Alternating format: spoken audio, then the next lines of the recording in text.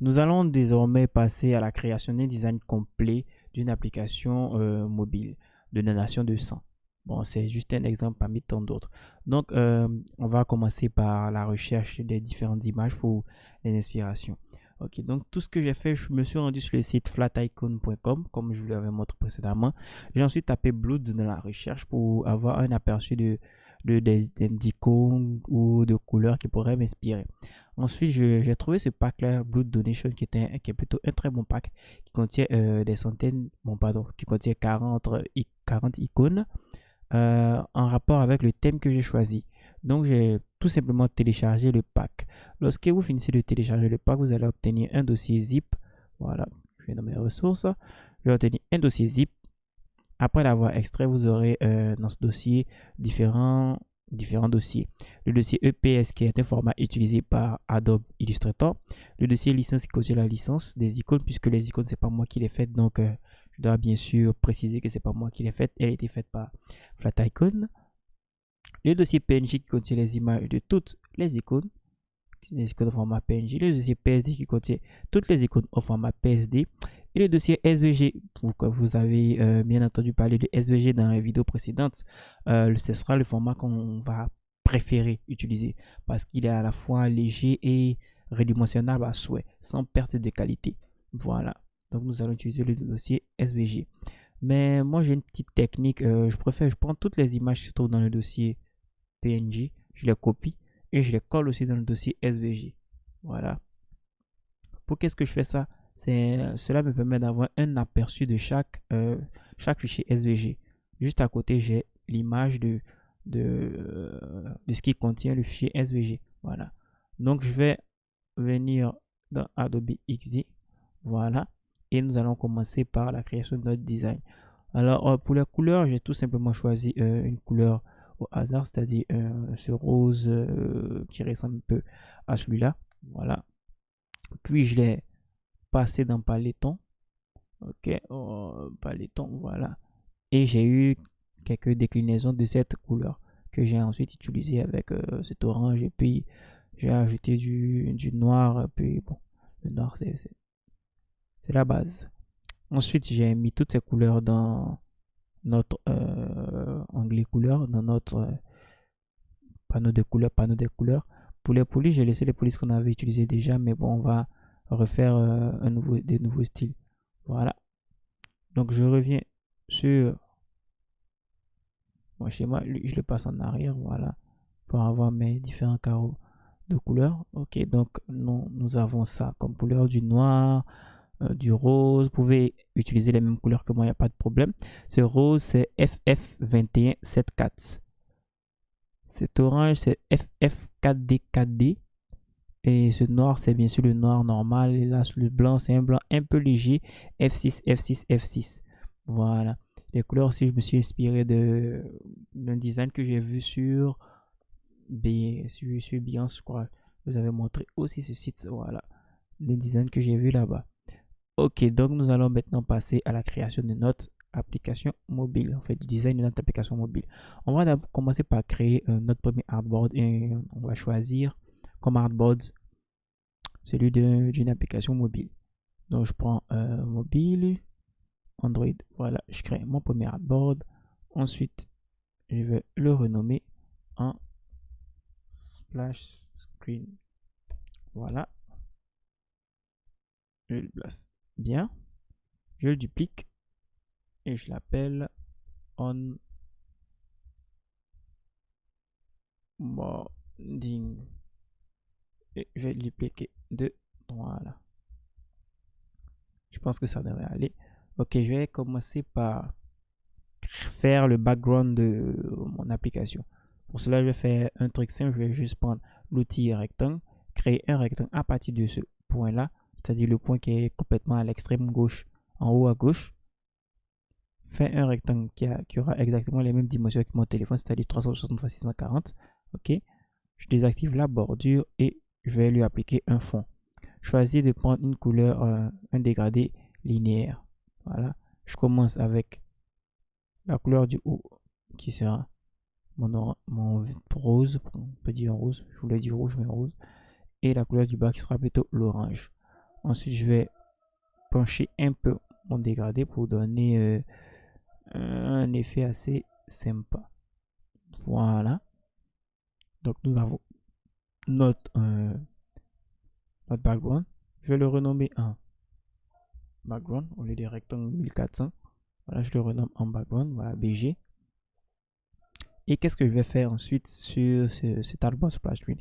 Je vais créer un logo fictif, bien sûr, qu'on va appeler B pour Blood et juste écrit Blood simplement comme logo. Ok. Donc pour ce faire, ça sera très simple. On va utiliser l'outil texte avec T, puis cliquer et écrire B. Ensuite, je vais changer la police. Je vais prendre mon Serrat. Mon Serrat sera fourni dans les ressources. Voilà, je pris mon Serrat. Je mets 100 et je le mets en bold pour qu'il soit bien costaud. Voilà, ensuite, le background, lui, je vais le figer, ne pas qu'il puisse bouger. Voilà, je le verrouille. Je le place bien au milieu en fonction du background et je vais écrire du texte en dessous. J'appuie toujours sur T. Je sélectionne, je vais écrire Blood. Je sélectionne le tout. Je change la police pour la mettre en 26. OK. Et là, je vais la mettre en régular. Je centre mes deux éléments. Je rapproche un peu le Blood. Ensuite, je les groupe. Soit clic droit. Grouper. Voilà, mes deux éléments sont groupés. Je vais ensuite le renommer en logo. Donc, nous avons notre logo qu'on va bien sûr bien placer en fonction du background. Voilà pour le splash screen. On peut le centrer complètement. Hein. Voilà pour qu'il soit bien au milieu de notre application. Donc, voici l'écran de démarrage de notre application. Ensuite, on va créer la première partie de l'onboarding de notre petite application sympa. OK. Donc, qu'est-ce que nous allons faire? On va cette fois-ci essayer de faire une petite variation de couleur. Voilà. Soit on va prendre l'outil plume, cliquer quelque part là et essayer de faire un genre d'arc de cercle. Voilà. On va continuer d'avancer. Peut-être ça peut me donner une idée pour faire un arc de cercle qui va aller un peu partout. Voilà. Ensuite, on revient. Bon, je pense pas que ce soit une bonne idée, mais on va essayer d'exploiter ce chemin là. Donc, je le mets en rouge là, comme ça. Je désactive la bordure et j'essaie de voir ce que ça donne. Donc, sur cet artboard, c'est plutôt pas mal. Ici, il n'est carrément pas sorti sur le 1. Il va peut-être falloir que je le duplique et que je le mette sur l'artboard 1. Donc, je fais copier, je viens sur l'artboard qui est là et je fais coller. Ensuite, je vais lui donner la position qui m'intéresse. Je vais dire comme ça. Là, ça sera assez difficile de trouver la bonne position. Je vais, voilà, le placer comme ça. Ok, on est bon. On a créé un genre de vague. Voilà, un genre de vague. On va ensuite verrouiller ce tracé pour ne pas qu'il nous embête. Ok. Donc, toujours en étant sur l'onboarding. Voilà, on va ajouter du texte. Du texte tout simplement. Donc là, je vais en même temps vous montrer une autre ressource qu'on peut utiliser dans Adobe XD. Cette ressource s'appelle Lipsum. Voilà. Vous pouvez vous rendre sur lipsum.com pour pouvoir créer du faux texte, juste un texte juste comme ça qui ne signifie rien, mais qu'on utilise beaucoup dans les designs parce que c'est pas toujours que nous avons des idées de ce qu'on veut écrire. Voilà. Donc je copie un petit texte de Lipsum, je le copie. Ok. Ensuite, j'utilise mon outil texte avec le bouton T. je colle ce texte, je sélectionne tout, je prends 12 comme police, toujours en restant avec mon star. Je réduis le texte, je sélectionne tout, je le mets centré, voilà, justifié, comme ça. Et je le garde. Bon, peut-être que je vais diminuer un peu le texte parce qu'il déborde un peu trop. Donc, je diminue le texte. Je vais à la ligne à partir de là. Je réduis un tout petit peu. Voilà, je sélectionne tout. Je vais peut-être séparer juste là. Ok. Ensuite, le centrer. Bon, là, j'ai pas mis d'arrière-plan. Donc, qu'est-ce que je vais faire? Je vais venir copier le background d'ici. Je vais cliquer, je déverrouille d'abord. Je fais copier. Et je vais sur l'onboarding 2, je fais coller. Ok, il se colle là, mais il se met au-dessus. Je le fais passer en dessous. Voilà, je change sa couleur en blanc. Donc, je passe du dégradé linéaire à couleur unie. Et je le mets en blanc, tout simplement. Maintenant, je le verrouille. Il va me permettre de pouvoir centrer à peu près tout ce que je fais. Donc, je centre mon texte. Voilà, bon, mon texte était déjà centré, mais je pense que c'est bon. Ensuite, je vais ajouter un titre. Donc là, j'écris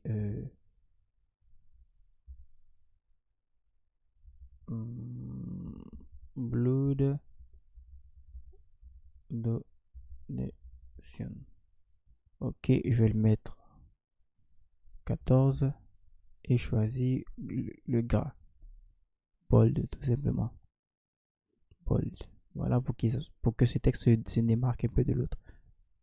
Je le centre. Voilà. Donc, nous avons un petit texte Blood Donation. Et ici, qu'est-ce qu'on va faire? On va ajouter tout simplement une petite icône.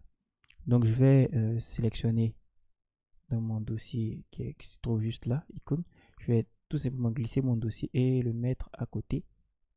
Voilà, afin d'avoir une liste de tous mes dossiers, en fait toutes mes icônes, et choisir une image qui me plaît pour l'ajouter. En SVG bien sûr, pas en PNG. Donc là, qu'est-ce que je peux ajouter?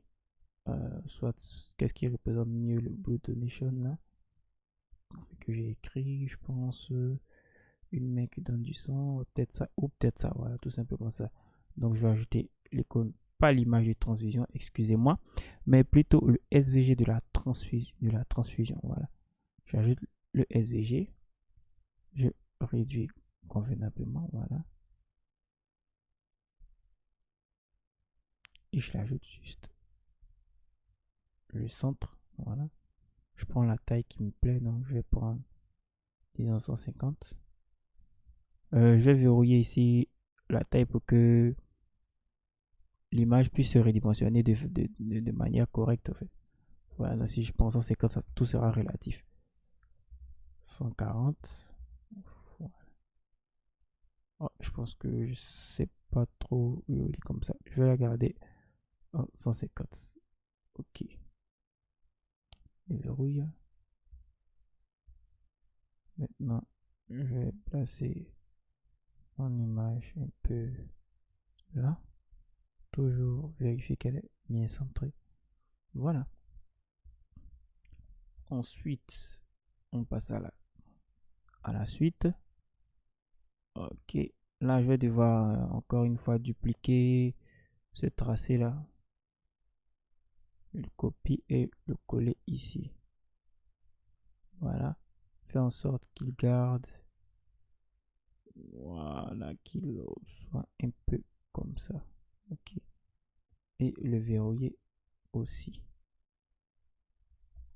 Ça doit faire une sorte de mini vague. Un petit truc intéressant, un petit design intéressant. Donc là, je vais ajouter une deuxième icône, exactement pareil qu'ici. Donc, pour ne pas se casser la tête, on va tout simplement copier le texte qui est là. Voilà, je copie les deux éléments en mettant Shift et je clique sur les deux. Je viens ici, dans l'onboarding 2, je le colle, tout simplement. Dans le boarding 1 plutôt. Je fais pareil encore pour la troisième ici, dans le boarding 2. Je viens, je prends et je colle. Voilà. Bon, là, il a gardé la même place et c'est un peu juste. Voilà.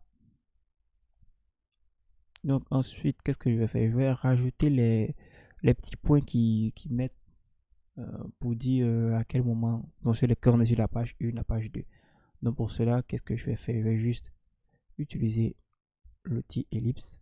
Je crée une petite ellipse, voilà, sans bordure bien sûr.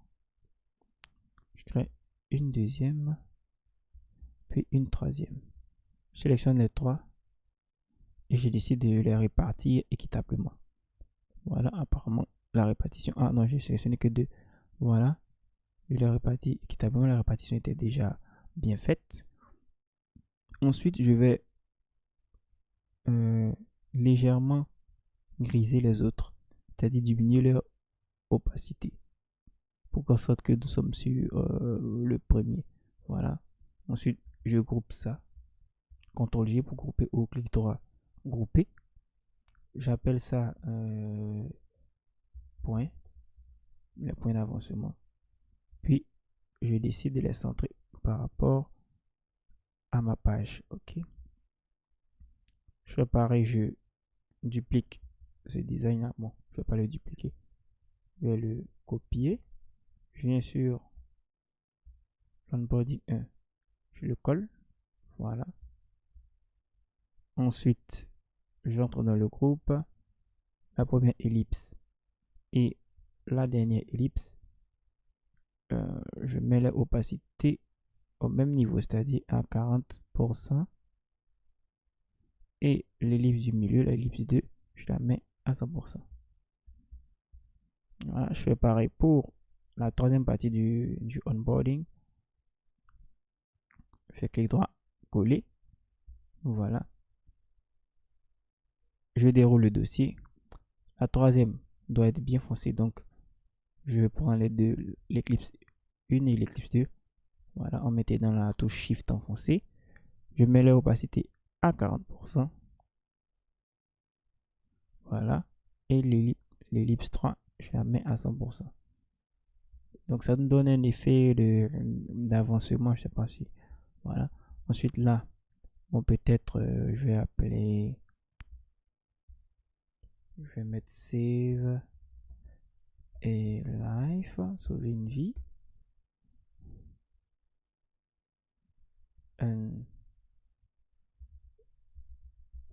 Bon, je sais pas. So good. Voilà, comme le KFC. So good. Tout simplement, vous pouvez mettre le texte que vous voulez. Puis, je vais ensuite rajouter 2-3 icônes là. Donc, save live, peut-être sur. Bon, ça c'est. Je vais regarder en commençant par le début et voir l'icône qui m'intéresse. Vous pouvez bien sûr mettre n'importe quelle icône, il n'y a pas de problème à cela. Vous pouvez choisir l'icône que vous voulez. Bon, je préfère. Je regarde.